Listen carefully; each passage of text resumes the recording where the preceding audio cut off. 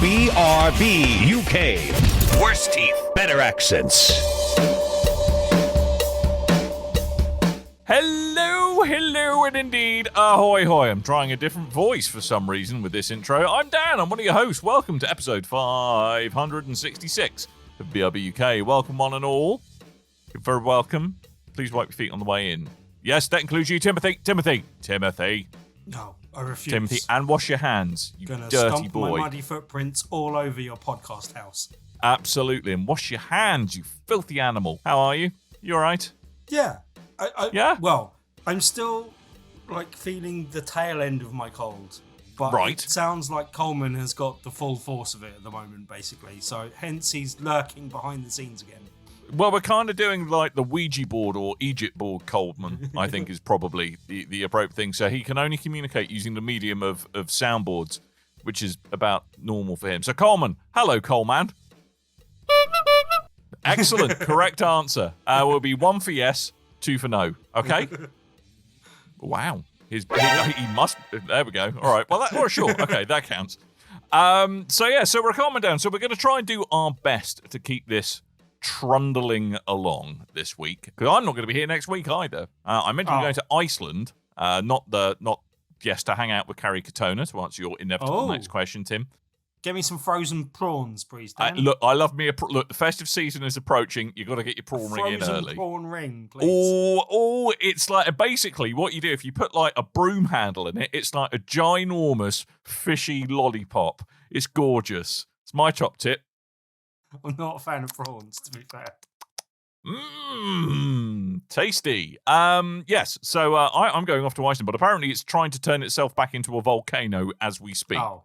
I've already just been told I had dreams, I tell you, Tim, of bobbing around in the Blue Lagoon without a care in the world, putting mud on my face, doing some floaty things. Yeah, that's not happening because no. Yeah, well, it's not going to happen because they've had to shut it because of all of the volcanoes that are. Apparently, there's a build-up of magma under Iceland. Magma. Better than a build-up of smegma. Yes. Although... Are we going a bit more medical than I wanted to? I was just going with a Red Dwarf reference. I didn't want to get full... I mean, possibly. I mean, but although kind of it being entombed in lava will probably sort the smegma out as well. True. Yeah, that's a good cure for it, I hear. Yes. I mean, not the best cure. There are other cures. Like, actually, let's not continue this conversation. Yeah. We're about to go into some very questionable waters. Unlike the Blue Lagoon, which is some very nice water. But no, I would love to be going there, but I'm not going to be able to because apparently there's been like a magnitude 5 earthquake off the coast of Iceland as of this morning. And they're shutting most of the things that are over there. So I'm slightly sad, Dan.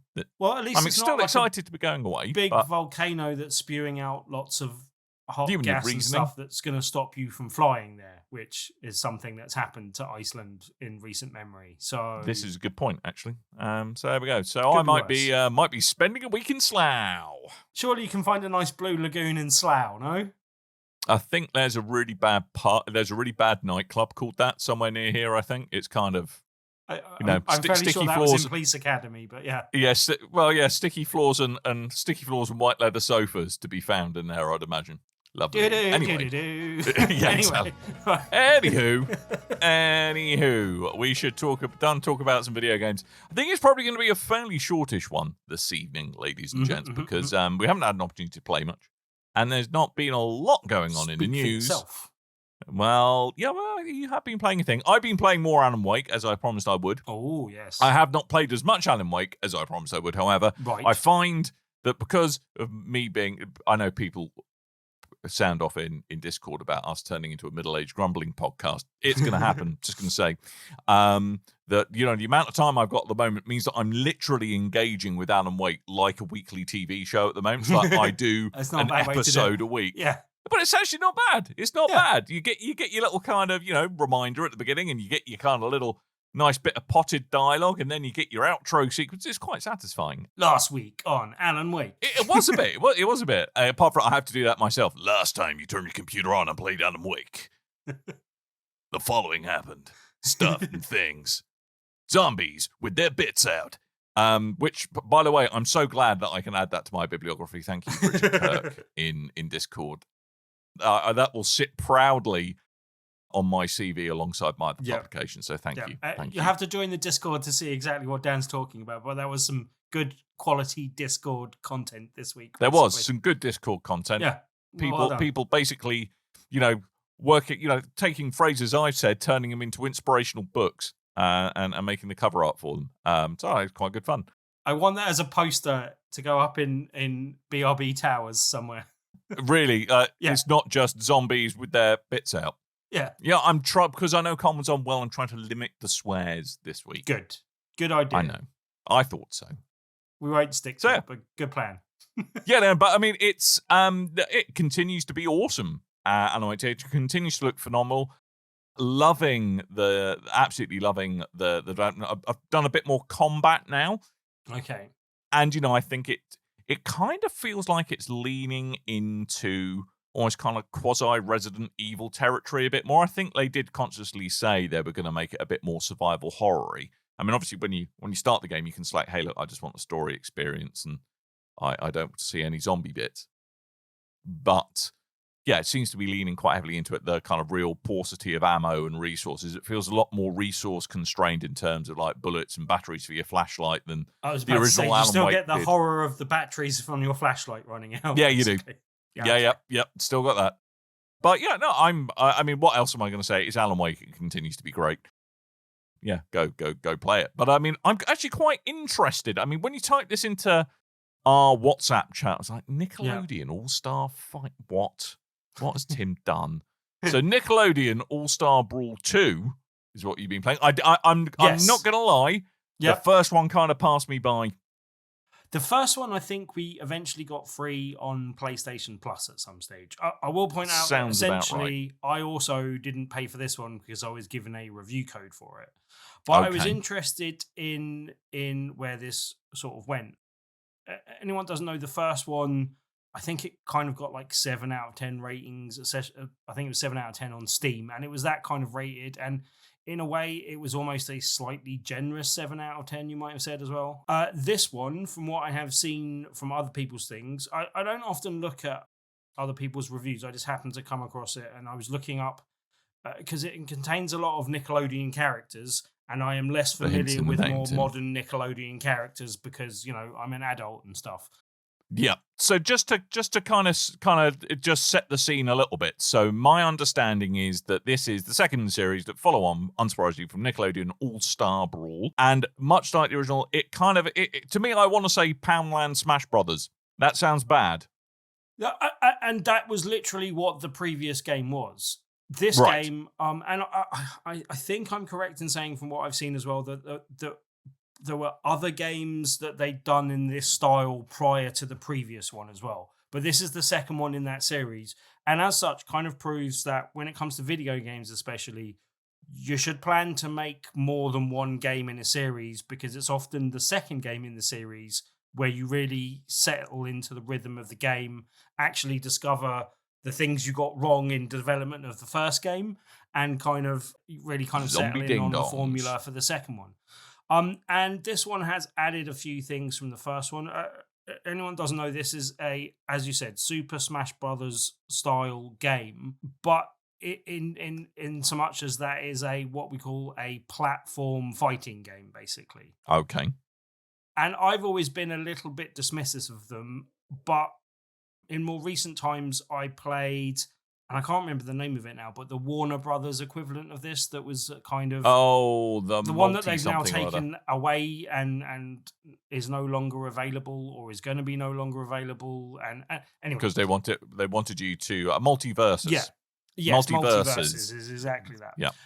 And this has learnt from probably the best in the series of Super Smash Brothers, but I'm less familiar with that overall out of platform fighters. But it's learned from that, it's learned from multiverses, and it's learned from the previous version. Okay. And it's delivered a really stellar package as a result, basically. They've redone all the moves on all the characters. And as I said, there's some characters I'm less familiar with, so I'm going to have a list in front of me so I can go through a few of them as well. But there are things that I'm I am aware of. There are things that I know from the past, and there are things that I have no idea about, basically. I mean, because I'm amazed at some of the characters that are in the Nickelodeon stable these days. Like, Yeah. I just, on the video that may or may not be shown, but certainly videos of kind of video reviews. I watched this online. Like Garfield kicking the Seven Shades of Whatnot out of Donatello, for example. Yes. So, all right, okay, that's not something I ever thought would happen, but so apparently it is. Let's cover the ones that people of our age group will be more familiar with, and then I'll get into some of the other ones. Mr. Ben, is he in it? Mr. Ben? No, he is not. Morph. Is Morph in there? World, as you said, Garfield is in there. Right. We've got 2 turtles in the shape of Raphael and Donatello, and then April O'Neil. I don't know why we get half the turtles. There is also DLC, a character that's not unlocked at the beginning that I won't give away now, but is another character from that universe. I'll kind of leave it there. Also from Rugrats, none of the actual titular characters from the Rugrats, none of the actual Rugrats themselves are involved. But Reptar, who is a kind of toy dinosaur type thing from Rugrats, Reptar, if you will, that I very vaguely remember, is in there as well. And for me, one of the main standouts was Ren and Stimpy, who's some of those characters that I kind of forgot existed, but did like back in the day, basically. I believe Stimpy is a Manx cat, isn't he? I believe. I don't know about you. I always got very confused which one was a cat and which one was a dog, because I think the cat looked like a dog and the dog looked like a cat. And I also the dog was a very Chihuahua. easily interchanged the 2 names of Ren and Stimpy. So I cannot reliably inform you which one is a dog and a cat. I know the skinnier one is the dog, I believe, which is the Chihuahua, which you were saying, which I believe is Ren. Is that right? No. So I'm still not sure I've got that the right way around. Anyway, but they come as a package in this. They're a 2 for right. So a bit like in Multiverses that I played, where you get Tom and Jerry as one character. They come as a twosome, basically. And just while we're mentioning them as well, some of my favorite characters and some of my favorite characters in the game, basically, because they are really fun to play with and quite easily inaccessible. Likewise, from the ones I mentioned so far, I really liked Raphael particularly as well. Like, he was very accessible and very good. Donatello, not so bad. April O'Neil, not as good, not as easy, I thought, to start with. But Raphael was really good. And yeah, then there's a load of things that I've vaguely heard of before, but am not as familiar with. Are you saying you're not down with the kids, Tim? I'm saying I'm not down with the kids, but they're ones that I've heard of and knew in passing, but was probably a bit too old for the cartoons when they came out. Stuff like Hey Arnold, there's some characters from that, although weirdly not Arnold, which is a bit strange. DLC. Possibly. And then Angry Beavers, which I've seen in passing before. Have you now? Reminds you of that trip to Thailand you once took, Tim. And again, they come as a pair. Did you ever find that ping pong ball? Never. And then there's some people from the Last Airbender, like Avatar and Korra. Well, Aang from Avatar, The Last Airbender, and Korra from, I think, a spin-off series of that. And like Korra, for instance, has got like her 3 different bending abilities. So she's got air bending, water bending, and fire bending. And that kind of is incorporated into her fighting style as well. There's Rocco from Rocco's Modern Life, which, again, I've just about heard of in passing. And then like Jimmy Neutron, which I know of the cartoon, but I don't think I've ever particularly watched. And then there's a load of characters from SpongeBob SquarePants, which, again, is something I'm familiar with, have seen bits of, but never really watched the actual show. But the actual campaign mode, which is new for this game and has been added to this game, actually starts with SpongeBob SquarePants, and he basically is looking to free his friend Patrick, who has been kidnapped by the titular villain of the game, who's the bad guy from, what's that guy's name? I got it in front of me somewhere. Someone that is Danny Phantom, and I think the cartoon there is called Danny Phantom, but I'm not familiar with it. But the bad guy Danny Phantom is from a Danny character Phantom called Vlad Platypus, which, sounds like your typical bad guy name. And he is the kind of evil one that is kidnapping people and mind controlling them, and you have to fight them to free them from their mind control, basically. And as you do that, you unlock more characters in the campaign mode. And the campaign mode, just to get into that, and I'll come back to some other characters in a second, but the campaign mode kind of acts in a roguelike manner, which actually really suits how it works. And you unlock various perks that you can unlock more slots for, so you can have more perks as you go. And then you can upgrade those perks to get better. And some of those perks include getting more life for each stage that you start, more lives in general, so that when you die, you can actually come back to life. And then there's character-specific ones, like Raphael gets an extra jump that you can upgrade and get more jumps so that it's harder to get knocked off the platforms, and so on and so forth. But then you kind of work your way through a variety of different stages. There is characters that you can unlock by fighting them, but then there's also just stages where you fight waves of enemies, and they're generally, as far as I'm aware, and the ones that I'm familiar with, they're the kind of fodder characters from all the different series. So the one that I'm more familiar with soldiers is the Foot Clan ninjas. Nice. And then there's some sea pirate things from, I'm guessing, from SpongeBob. And then there's various other things that you fight throughout the thing, which kind of do different things. And there's different enemies you unlock as you go through better stages. You basically do a series of different levels. And one of the ways I really quite like the way that they've done this is there's a set path that you take. So if you go and fight a particular character, that might put you on the upper path, which means that you won't be able to fight characters that are on the lower path. So you kind of have to, but it shows you those paths well in advance. So you can plan your journey throughout those kind of paths so that you're not missing out on characters that you want to unlock early on. Or going through different stages.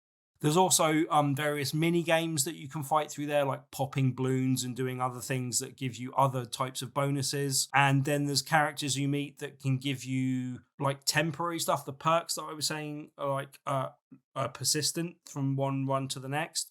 But then there's different upgrades that you can get that only persist for that run. And you can pick those up from characters as you go. But they also count as a stage. So, for example, when I was saying you get healing for each stage you go through, you also get healing when you go to that. So in subsequent stages, you'll get healing. So it gives you the added bonus of healing in those stages as well. And then there's various different other mini games like platforming and other things. But all of them are done really well. Each level where you're building up to a boss has a different set of fodder characters that you're fighting, different stages that you're fighting on, and then also different platform levels and stuff like that. And that changes once you beat a boss. You go on to a different area with a different set of those things as well. Okay. And fighting the first boss, which was King Jellyfish, who I don't know. I assume that's from SpongeBob SquarePants as well. He's the king of all jellyfish, I guess. And he was quite easy to start with. And then the Flying Dutchman, is definitely from SpongeBob SquarePants. That was quite a hard boss battle, and you had to kind of build up to that by unlocking some more of the perks and doing some things. But I've got through that and then progressing. There's I think a roster of 25 characters unlocked to start with. And I say unlocked to start with because they are unlocked in different modes. In the campaign mode, you just get SpongeBob SquarePants, and then every character that you beat, you unlock. And I've got about 20 or so of the characters unlocked in that so far. But in the other modes, and there is an arcade mode that you can just fight through where you're just fighting various different characters, that progresses and unlocks more of the character. It has 25 of the characters unlocked to start with, so that you can play them in the multiplayer, you can play them in the arcade. There's a single player where you can just play against either one other character or up to 3 other characters and just fight like you would in a multiplayer mode. I was going to play some of this multiplayer with Coleman, but he's been ill, bless him, so he didn't make it round. He got the lung herpes. But I did actually jump in and play some online. Unfortunately, this wasn't well populated, and I'm hoping as the game matures and as reviews go out there and more people hear about the fact that the game's actually good, that will get a bit easier. And there is cross-play on that as well. But yeah, the netcode and stuff on that seems to work really well. It did take me a while to find matches, but once I got into matches, they worked really well. And it has to for this style of game. But yeah, that seemed to be really good. I could go through all the other characters, but that's probably not worth it. But there's just more characters from more of the things that I mentioned. There's also El Tigre, which I wasn't familiar with, which is from a cartoon called El Tigre as well, basically. Oh, and Jenny Wakeman from a thing called My Life as Teenage Robot, which I haven't heard of before. And Nigel from the Wild Thornberrys, which I've vaguely heard of before, basically. Okay, well, good for Nigel. Good for Nige. Nigel's quite good, actually. But as an overall package, it seems like a real crazy mix of characters, especially if you're less familiar with some of them. But I've got more familiar through actually playing the game. But each of them feels very individual. It doesn't feel like there's a carbon copy of any of the characters. They all feel like they've got their own distinctive set of moves, and you need to learn those characters to find out what is the best move. And most of them have got like a charge up move that's very good for knocking people far away from the stage. Anyone that isn't familiar with this type of game, you have to build up damage, and the more damage you do, the more likely it is that they'll get hit further away from the platforms, and so it'll be harder for them to get back in. But all characters have got like a default charge up move, but some of the charge up moves are better than others, and then some of the default moves are better than others as well. There are characters that are harder to get to grips with. Like Garfield I liked, but found him quite tricky, especially at first, to get used to, just because some of his basic attacks is a pounce that forms an arc, and that's quite hard to predict where you'll get hit to if you get hit in the middle of that arc or just jumping off the stage and stuff like that. Reptar's got like a really good stomp, which is really good for like coming down on top of enemies and knocking them like down off the platform, which is really good for finishing people off. But when you're not used to him, that can actually like detract from that, because it's really easy to throw yourself off the edge of a stage and kind of kill yourself in the process, basically. But yeah, most of the characters take a bit of time to get used to, but that's no bad thing. And there are more tricky characters, and like SpongeBob SquarePants is like a good all-rounder, and that's why he's a good one to jump in and play with to start with. And then I would say his friend Patrick's one of the slightly more tricky ones, because he's got good throws and stuff, but that's harder to get used to. But yeah, as a general like all-round thing, like I haven't found a character that I didn't like playing as, and I haven't found too many characters that are awkward to play as. I got my ass kicked in some ranked matches, especially when I went up against a Ren and Stimpy. And I was planning on playing Ren and Stimpy, and then they picked Ren and Stimpy. I'm like, well, I don't want a mirror match, so I'll do something else. And I got my ass handed to me. But generally, yeah, I actually won a couple of matches when I was playing non-ranked matches, which I was fairly pleased with. But ranked does seem like it's more difficult, but you kind of expect that. There's also like a really deep training mode. Like there's stuff that just shows you the basics. But also, if you want to go really deep into it, they've obviously constructed some of this. And I don't know if it was based on feedback or what people wanted, or just what they were like, okay, we're going to position this as a game that could be played in tournaments and stuff. But the things that you can do, like you can go like, you can do a move and watch it frame by frame in a kind of replay. You can get like lots of on-screen information about what you're doing. You can set up the character to like attack you so that you can, kind of respond and practice your defense and practice your air dodges and stuff as well. And yeah, like there's a really, really in-depth training mode to this that's got like a lot to it. There's like a dojo where you can just go and like learn the basics and stuff as well. And in the game that's kind of hosted by Splinter. The only thing in the campaign mode, I did like the roguelike setup and how that was all done, but I did find that because, especially at first when you're getting used to it and you're dying more frequently and regularly and you don't have extra lives and stuff like that, like when you reset and have to do it, there's like a thing you can skip, but it does like a rewinding time thing, and let's start that again, and you can see your character like spinning through space and time and stuff. But then between that and then having to go to like the menu thing that you go back to isn't really a menu, it's like a set of platforms that you jump between to get to the different areas. So you've got to kind of jump over to go to upgrades and then jump back up again to get to the thing that kicks off the level. And if you're just kicking off the level and not going to upgrades again, that whole process takes a bit long the first few times you're doing it. But that is negated by when you get deeper into the game, it doesn't happen as frequently and it's less of a problem. But it would be nice if that whole thing, even though you can't do a restart on a boss or anything, it'd be nice if you just had I just want to go again and do another run and don't want to have to go back to that main area and stuff to go through all of that again, basically. Nice if it just had a whole restart type thing. But yeah, generally the actual functionality side of the game, the fighting side of the game, the characters, and everything they've added to this game really elevates it to probably one of the best in class. As I said, I'm less familiar and I can't compare it to Smash Brothers, but it's definitely the best I've played of these type of games, basically. Okay. And to the point where I will be playing, I was thinking that this would be a kind of one and done. I'd play this and go, oh yeah, this game's all right and blah, blah, blah. But I'm going to play some more of this. I want to wait till Coleman's well so that he can come around and we can play some multiplayer on this as well, and that he can get used to it. And I would thought this was going to be very much like the first one. I'd be like, yeah, it's fine. It's got Garfield and it's kind of funny. But no, this is actually a really well-made game. Really good.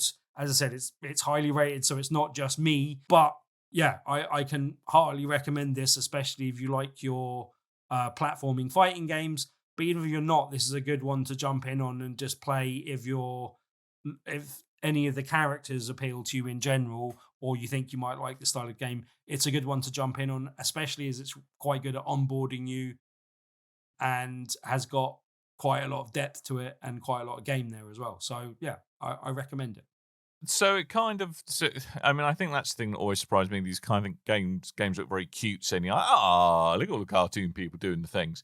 But actually, it sounds quite a surprisingly deep kind of brawler as well. And, and I kind of like what they're doing with like the roguelike kind of stuff as well. I think that's very interesting. Assumably, there's like your standard arcade versus CPU mode as well. And, but yeah, you can go through the arcade and you end up battling Vlad I went to say Vlad Platypus there, but it's not Vlad Platypus. Vlad Plasmus. But yeah, you end up fighting him, and he was not as hard as I was expecting. So I might have to crank up the difficulty in the arcade. But there was actually a boss prior to that I don't know what university she's from, but she was kind of a guitar playing Day of the Dead-esque kind of thing. I don't know where that came from. But she was really hard. Like, I found that much more difficult than the end boss in the game, basically. Right. But that may have been as a result of the character I was playing as, Jimmy Neutron, who wasn't possibly as good at fighting her, possibly. Anyway, generally, really good, fun game. There's some depth to the actual characters and the gameplay modes and everything else. As I said, yeah, the arcade mode that you can play through. But, the campaign's kind of the main bread and butter, and that's got a lot more game to it. But there are, just the other standard modes that you'd expect to be in there as well. Online and against human players on, couch co-op type things. You can play, as I said, up to 4 characters, but you can also just play 1-on-1 or 2-on-2. Or you can play a free-for-all where everyone's against everyone, basically. And it's good to have those options. Obviously, platform fighting games lend themselves to that more than the kind of standard Street Fighter and Mortal Kombat things where it's limited to 1-on-1. So this is a good kind of a better sort of party game for that sense as well. Okay. So that'll be something where this will be good for that sort of thing in the future as well. So nice. As I said, comes recommended, and I'm definitely going to play a lot more of it than I was possibly planning to. And I can see me playing this, far in the future as well, sort of thing. So, yeah. Okay, cool. Well, there we go. So that was Nickelodeon All-Star Brawl 2, available on all kinds of things, I'm assuming, Tim. Oh, I should have mentioned I was playing it on PS5. It's also available on Steam and Xbox. But I hear, pray tell, that the Switch may be letting things down a bit. Apparently, the Switch version is not really good. Maybe pulling the overall Metacritic score down as well, by the sound of things. But avoid the Switch version, but play on Steam. And I'm guessing it would work well on your Steam Deck as well. On my massive dick. If you want a portable version, that's probably the way to go if you've got the option. But as I said, I've been playing it on PS5, and on PS5 and Xbox, apparently it works well. So I think possibly purchase it there if you don't have a Steam Deck or Steam option. Yeah, so on Steam it's 40 quid. I'd imagine it's something vaguely similar on the other platforms. So it's available on PC, Nintendo Switch, the PlayStations of the 4 and 5 variety, the Xbox, Xbones of the Xbone and also Series X and S variety as well. And it is... I don't see any evidence of Steam Deck rated, but I can't see a world in which this wouldn't run quite nicely. So there we go. It's a thing. It is a thing. So yeah, it's all we've really played this week. There's one other thing I'd like to mention before we move on to what we've done. Well, of course there is, young quick. Timothy. It's quick. Yes. It's not going for a full game. It's just one thing I forgot to mention on Spider-Man. I was talking to someone else while I was at loading this week about playing Spider-Man 2, and I realized there's something that I have negated to bring up in the last couple of weeks when we've been talking about Spider-Man 2. Neglected. Sorry, well, yeah, neglected rather than negated. But yes, there we go. Negated. Either way, I have not brought it up. Yeah. But right. Still loving the game. Still very good. I'm just messing around before I actually go and do like the final mission in the story. I'm just clearing up a few things and getting a few more points before I do. But there's one thing I have failed to mention. Yes.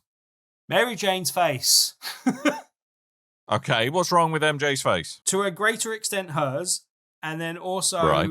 I was going to say, why was I going to say Jimmy? But no, what's Harry? This Harry, ranks up, right? Harry's face, it might be like, I don't have a problem with any other face in the game. Peter Parker's face looks great. Everyone else's faces look good. Norman Osborn looks a bit weird, but I think he looks fine. Like, everyone else looks pretty good. Maybe they have a problem with defining ginger people's faces, but I just feel that both Harry and Mary Jane look like they uncomfortably fell down the wrong side of the uncanny valley. Like, I don't know what it is. Like, every time I see Mary Jane's face, it literally scares me. Right. Okay. Good. Harry, thanks, Tim. A little bit as well, but Mary Jane especially. I don't know what it is. Did they change the face scannage of people, or is it very different to the first game? But then Peter Parker looks a bit different. Like, Peter Parker looks fine. Miles looks fine. In fact, I would go further than that. I'd say both their faces look fantastic. They look really highly detailed and really good. But the juxtaposition of them next to Mary Jane and Harry just makes you go, Wow. Okay. All right. Well, hasn't particularly taken away from my enjoyment of the game. But yeah. I mean, what have you done? It scared the bejesus out of Tim. Yeah. I'm sorry to hear you've had such a harrowing experience, young man. Wow. Not massively harmful, but it's just one thing I forgot to mention that has been a major part of my playing of that game. I don't know if it's just me, if other people can join in and convince me that I'm not going mad. But yeah, Mary Jane's face. I mean, I've just Googled it. It looks a bit weird. Yeah. It looks a bit weird. I think what they've done, they've tried to up the kind of how realistic stuff looks relative to the first Spider-Man games, which kind of had a slightly endearing kind of quasi comic book kind of nature to some of them, whereas now it seems to be like they're going, hey, look, we can do extra bells and whistles and falling foul of the old and I think that works well on most of the characters. As I said, Peter Parker, Miles, Craven, they all look great. Mary Jane's face, I don't know what happened. I may need an update for that, please, Insomniac. Please update her face so it stops scaring me. Yeah, indeed. There we go. All right, so Tim, I mean, if you need therapy, okay, get stuck into it. I'm sorry about your harrowing experience. Yeah. And I'm glad you got it off your chest. I think you've come very far today. Congratulations. We probably ought to wrap up what we've played, and just get stuck into the news. Yet slightly more depressing news. It seems that every week it seems to be, challenges in, either small studios shutting down or bigger studios laying off more staff. So kind of hot on the heels of Bungie last week, who attempted, by the way, to slightly soften the impact on their fan base by clearly bringing forward by a couple of weeks the reveal of the new season for next time, which little bit of a like kind of, hey, look at the shiny thing over here, so you don't think about what else has happened. Look at the shiny. So I looked at the shiny. Quite fun. So Ubisoft have just laid off 124 staff, and the business speak that has been trotted out is to to streamline our operations and enhance our collective efficiency. Say it with feeling, Ubisoft.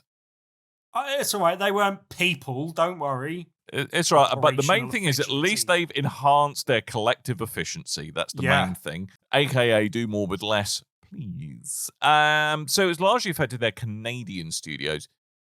I think 98, 124 were in Canada. I mean, it seems to be a kind of split between the administrative services and kind of the IT teams, which is a little bit of a shame. So probably stuff that more helps kind of the ship continue going rather than kind of on the coalface of churning out brand new gaming experiences. But even so, these are all people who help put the games you enjoy out there. So it's a terrible shame. And, Ubisoft's gone through quite a lot of kind of layoffs, it seems, this year. So didn't they close Ubisoft London, their mobile studio? Yep. And, again, support functions were hit, customer services. That in light of the fact that they keep pushing things like Skull and Bones back and back and back. How are they keep getting rid of all these people and still keeping on the Skull and Bones team that haven't managed to bring out a game in it's just a bloke called Clive. He's the only one who's left. It's the only one who's left. He's having problems getting all the things done. He's animating waves this week is what Clive's doing. That's all he does. He loves animating a wave. So I mean it's sad news, and I don't know, Ubisoft feel like they've been in a slightly weird place for a while now, but hey, it is what it is. It's very sad. And I hope everyone who's been a victim of having others' collective efficiency enhanced is doing okay. And on that note, somewhat depressingly, the Glory Society, who are kind of a worker-owned co-op studio who were developing the exploration game Revenant Hill that was shown off by Sony earlier this year at a showcase, kind of had a really kind of like nice Night in the Woods art style to it. Involved a cat, so therefore high up on my radar of potential Game of the Year contenders.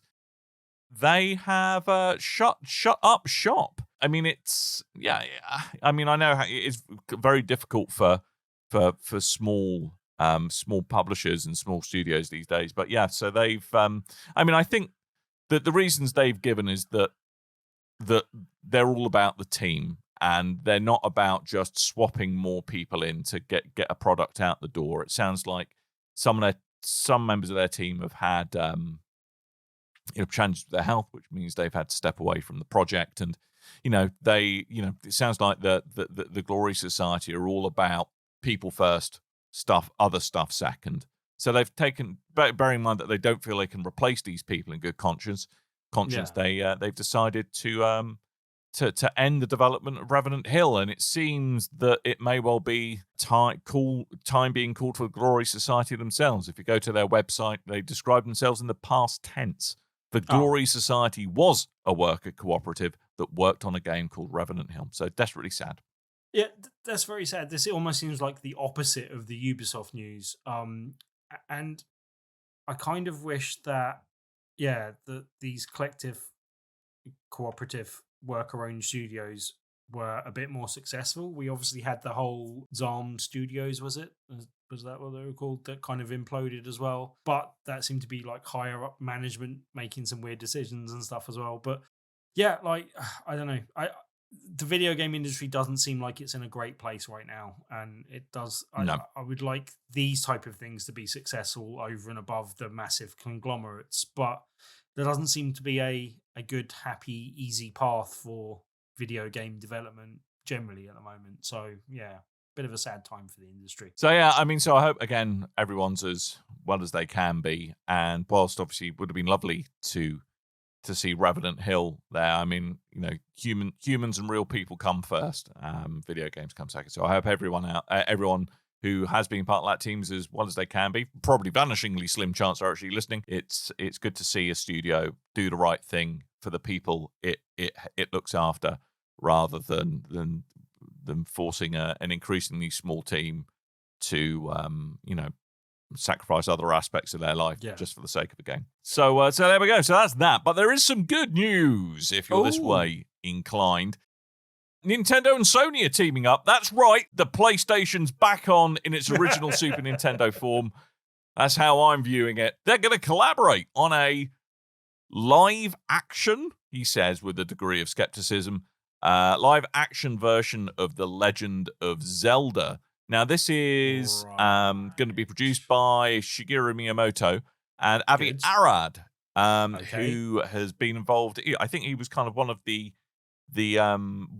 early founders of Marvel Studios, and he's been among other things as well, but among many other things, and has been a producer on all kinds of films. Especially interesting, I think, like Spider-Man Across Spider-Verse, Into the Spider-Verse, etc., etc. And, a bit of me is slightly raising an eyebrow about the live action bit. I could see a Zelda movie doing very well, almost with like the art style of the kind of Spider-Verse movies. But I'm also not this quite comes sure on the back of the success of the Mario movie, and I think going down that sort of path where you've got known voice actors, but then having it in a animated style rather than going down the live action route. The live action route does seem a odd choice for Zelda. No, like it seems like a more difficult thing. Who's your pick to play? Not Zelda, obviously, but the dude with the sword. Danny DeVito. Zelda. Danny DeVito is a good shout. I'd like to see that. Danny DeVito, and I want it to be like kind of Zelda and Link have finally hooked up, that we all kind of hope they would. And this is like fast forwarding 40 years. The magic's left the romance. It's all just farting in bed and leaving the toilet seat up, and that's kind of what I want to see. Again. Yeah. Ganondorf, she keeps going out, being seen out to lunch with Ganondorf. Link's got his suspicions that something's going on. That's what I want to see. Coleman says Zelda. Idris Elba. Coleman says Idris Elba as Link. Who would you like to see, young Timothy? Obviously, Chris Pratt. I mean, he's the obvious choice. He's done Mario with his Italian accent. Can just step in. No, Daniel Radcliffe. What? I don't think Link's Italian. No. But Daniel Radcliffe is what. No. I think it's got to be right. Like, you went the opposite end to what I was thinking, but I think it's going to be someone with like a youngish face, or a quite young Link. Don't you think? Like, I don't know. Like, I think more someone young, or someone youngish. Yeah, so youngish, a miscellaneous young person. I'm just going to type, give me the name of a young actor. There we go. Let's have a look.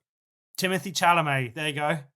There we go. That's who came up. Timothy Chalamet. There we go. Could be him. I guessed what they would say. There's no truth in the fact I'm actually AI. Yeah, you are. You are AI. I don't know. I'm still Team Danny DeVito. That's what I want. That's what I want to see. I do like it. It would just be so out of left field. A little difficult to get hold of these days, I hear. I mean, just do what they did with Peter Cushing. Wow. In Rogue One. Wow. That went dark. What else is going on? Just some other bits and bobs to round out your news segment. Guess what happened Guess what happened 10 years ago? It feels like it's been 10 years since COVID, but it hasn't. Wow, that was 10 years, was it? A whole decade. I'll correct you there. I've seen a lot of people saying that they said that. That's not what they've said. Presumably, it is going to be Grand Theft Auto 6. But what they actually announced was they will have a new news or a trailer for the next Grand Theft Auto. Which is going to be... Oh, for God's sakes, all right, I take the point. It could be like a fine...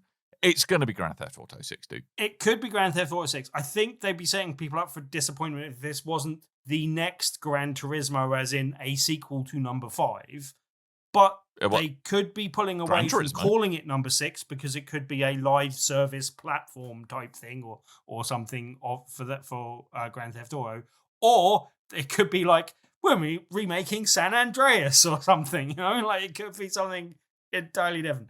I very strongly suspect that it could be Grand Theft Auto 6, but they haven't actually said that this is for Grand Theft Auto 6 or that is what the next Gran Turismo is called, at least. So I'll just put that. I mean, if you kind of triangulate it with the other scuttlebutt that's going around, again, it sounds pretty likely. Pretty likely. Yes. But just not what they've actually announced so far. But, I mean, there's no indication what the release window might be, which makes you think it probably might be 2025 before we see it. Maybe even 2026. I don't know. Maybe. I think after a whole decade, I don't think they'd announce that a trailer's coming out if the trailer wasn't for a game that's coming out next year. I would have thought. I'm trying to remember what the lag between, like, say, first trailer for 5 and the actual release of 5 was. I think it was longer than you think. Mind you, 5 has been released so many times that I've slightly lost track, to be honest with you. So yes. But other news, Tim. Other trailers that have actually dropped. A teaser for the next Mass Effect has landed on N7 Day, November the 7th. For those of you who can't put 2 and 2 together, or N and 7 together, where it's the usual slightly mysterious setup from these things. They don't tell you too much. So that was kind of the trailer that we saw, which was kind of a whistle-stop tour of humanity's history with the stars, ending in an Asari female picking up some shattered N7 armor on the side of a big old snowy mountain was back in 2021. And we've now got a more up-to-date trailer in the form of a mysterious lady wearing an overcoat, which is a rather stylish little N7 number. So, is it a shepherd? We don't know. It could be FemShep. It could be. I doubt it is FemShep, to be honest with you.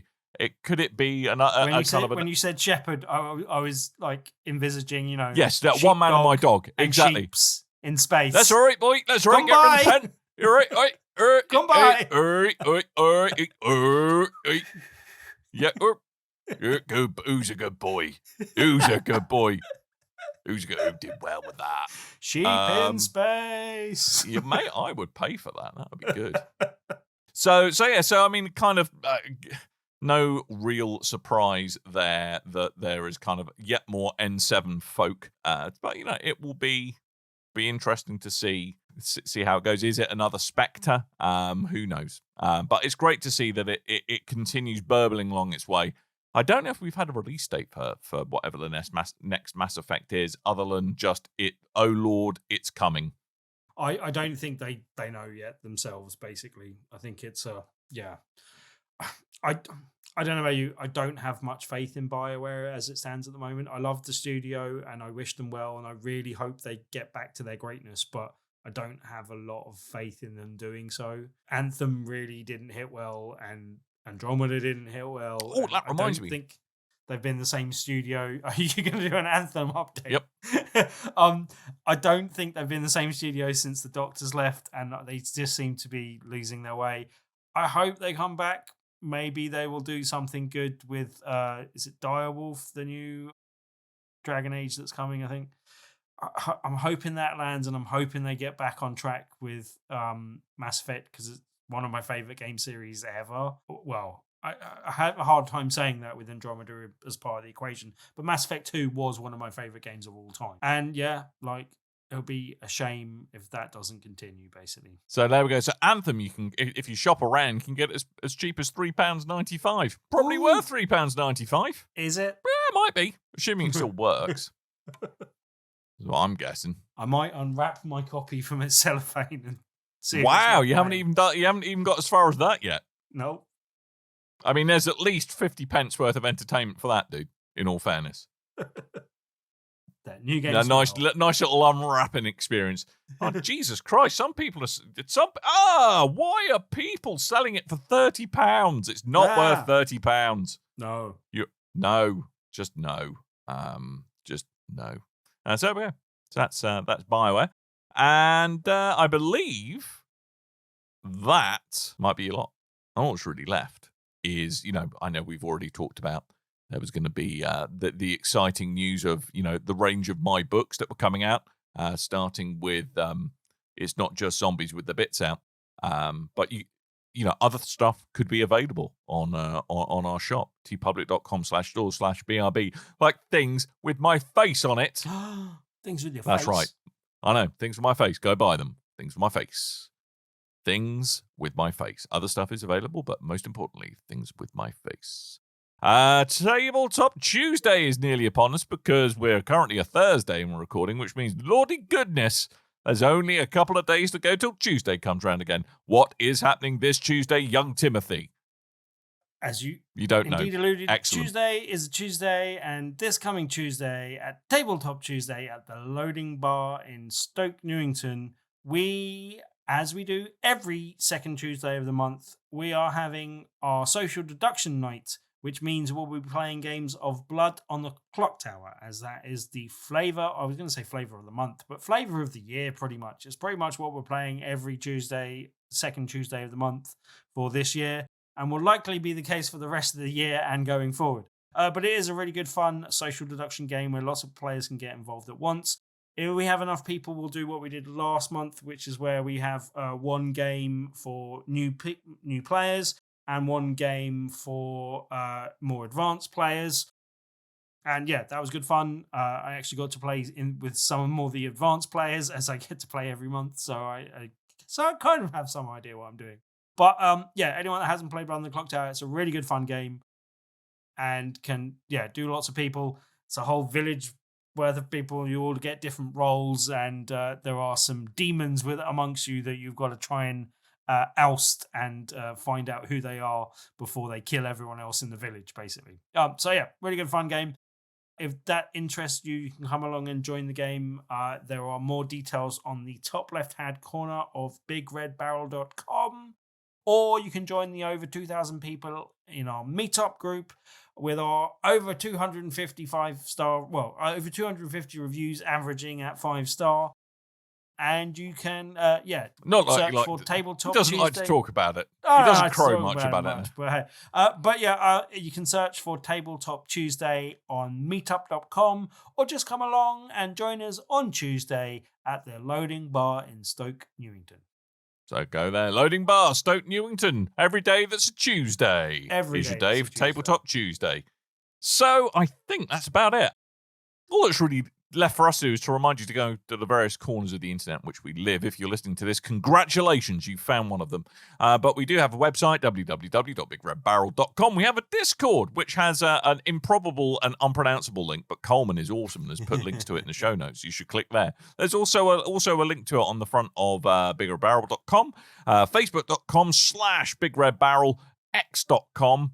I think as it now is /BigRedBarrel or @BigRedBarrel. Don't go there, it's a silly place. Threads? Have we got a thread? Sure. Let's say we've got a threads. Go threads. We're going to be Thready Big Red Barrel. Is Big Red Barrel on threads. I'm not quite sure. Do you on a thread? I don't know what you do. Yes. Do you? You at? Yeah. Do we weave a conversation? Also, Is there any? I'll mention that I am at basically _Tim on there. I need to get a better name at some point, but I'm much more active on threads than I. Balthazar is what I think your name should be. Currently now Balthazar. on X, so come join us on that. So yeah, Tim is now, as you've just heard, Tim is looking for a new name. Listeners, yes. I would like you to sound off on Discord in the BRB UK channel what name you think Tim should be forced to change to under deed poll, and that me and Coleman will make this happen. No, by not law. a deed poll name. Just no. You've heard it. You've heard it here, ladies and gents. He wants to change his name. He wants to change his name. I already I'm own going BRB with Tim, and Balthazar. I'm camping. Balthazar is your name, Tim. Balthazar. Yeah, Balthazar Hibbs. It sounds quite exotic. A bit wordy. That's fine. So are you. Too long. To be fair. That's true. I think you'll find that's not an unfair summary. Came up with my name that is on Instagram and Threads, but that's basically _Tim. That's why I'm there. So that kind of makes sense. But also just to mention as well that thanks to a lovely conversation with Kev and some editing magic from the behind the scenes this week, Mr. Coleman, we have also produced an episode of VRB this week as well. So that's up on the YouTubes and the podcast channels. Well done. So grab an episode of that as well. Yeah, so that's there and floating about. Thank you very much, Mr. Coleman and Kev, for making that happen. VRB is what we normally call it, but Kev actually vocalized it as the virtual reality barrel this week, which sounds very wow. Very Being formal. a father has changed that, full man. naming it. So I think we're fine. This is the Virtual Reality Barrel Virtual podcast. Reality Barrel. Join us on VRB or Virtual Reality Barrel if you want to be all formal about it. But hey, he got all fancy after he got a degree. That fella, didn't he? Listen to him. This is the virtual. Clearly. Welcome to the monthly edition of the Virtual Reality Barrel Show, where we will be talking about ways in which we've enjoyed binocular video game entertainment. To a nauseating degree. I've only thrown up once this week. Coleman has vomited 15 times, and that's only because Tim's been talking about virtual reality ad nauseum. Anyway, the actual podcast, better than that, not going to lie. Yeah, all right, so VRB's out there. We're out there at the moment, and you should go to all those places on the internet. And you should leave us a review on whatever podcasting platform tickles your fancy. We see all of the reviews and they excite us greatly. Do say hello. 5-star reviews are always also, a if you're lovely on thing to YouTube, receive. do all that smashing of the like button, Yeah. subscribing stuff. That helps us Like, out. rate, subscribe. We don't ask for money, so you could at least click on something. It doesn't cost you anything. It only takes a second. We have say fragile that egos. you like us or you want to Yep. subscribe so you can see more Yep. of this nonsense in the future. That'd be good. Yeah, exactly. Thanks. So go do that. Alrighty. That's your lot. Thank you so much for listening. We are going to wait for listener questions until we are back as a 3. A couple have been trickling on Discord. We haven't forgotten about you, but real life has been getting in the way, and also Lurgy has been getting in the way of getting all 3 of us in front of a microphone at the same time. But hopefully before long, we'll be able to do that. So that's your lot. Thank you for listening. We'll be back. Well, Balthazar and Coleman will be back next week. To talk more nonsense at you. I will not be in the Blue Lagoon, but I will be somewhere in Iceland, hopefully not being melted to death by a volcano. Just confirm in time for next week's show that you haven't melted in a volcano, just so our listeners Will do. can sit easy through the show. Yeah. I'm sure none of them will really care that much. Update. No. And a live by update. A volcano. Yeah. Right. Okay. I'm not burning in hellfire. Update. Yeah. Oh, yeah. Okay. All right. I will do my best to confirm that for you. Right. So that's your lot. Thank you for listening. All that's really left for us to do is to remind you that I have been Dan. And I might have been Tim. No, but you've actually been Balthazar. And Chaos, nowhere to be found. Ah! There he is. Thanks, Chaos. Thank you for downloading us. And until next time, dear listeners, toodle bye.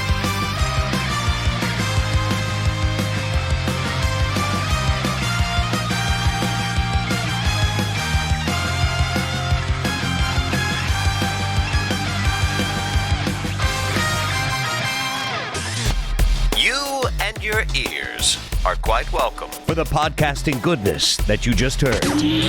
Why not roll on over to BigRedBarrel.com for more podcasts, news, reviews, and videos from the biggest, reddest site on the internet, BigRedBarrel.com. I can tell you a little about Alan Wake 2 if you want. Oh, yes, please. Okie doke. And the struggles. I hear good things. And the struggles of me attempting to remember what the heck went on 10 years ago, 13 years ago.